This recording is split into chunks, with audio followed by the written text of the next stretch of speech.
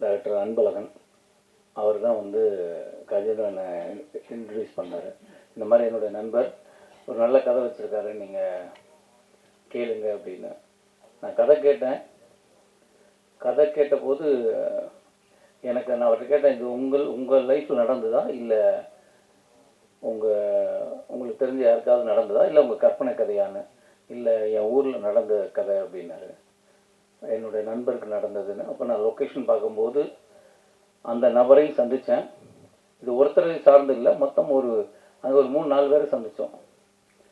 3-4 பேரை சந்தித்த போது அவங்க அதோடு வாழ்கிறது எனக்கு ரொம்ப ரொம்ப கஷ்டமாகவே இருந்தது. அப்போ இந்த படம் கண்டிப்பாக சொல்லணும் அப்படின்னா நாங்கள் படம் முடிச்சிட்டோம். இது வெறும் வடார்காடு மாவட்டத்தில் இருக்கிற ராணிப்பேட்டை பக்கத்தில் இருக்கிற ஒரு கிராமத்தில் மட்டும் நடக்கலை, இது ஆல் ஓவர் இந்தியாவில் நடக்குது.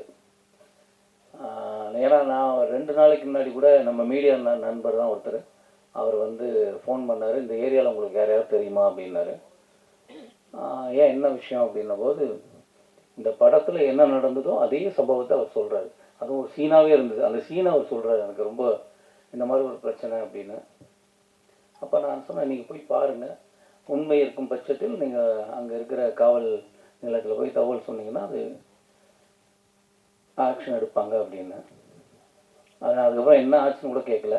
ஏன்னா இது வந்து லைஃப்பில் ஒன்று நீங்களே கொடுத்துருக்கீங்க, பேப்பரில் பார்த்து நான் கடந்து போயிருப்போம், இல்லைன்னா எங்கேயாவது விஷயம் கேள்விப்பட்டிருக்கோம், நமக்கு இல்லைன்னு சொல்லி நகண்டு போயிருப்போம்.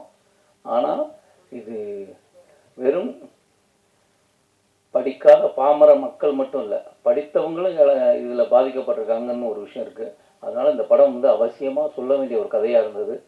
அப்படி தான் அந்த படம் வந்தது. ரொம்ப ரொம்ப சந்தோஷம். அந்த படம் நடித்ததில் எனக்கு ரொம்ப சந்தோஷம்.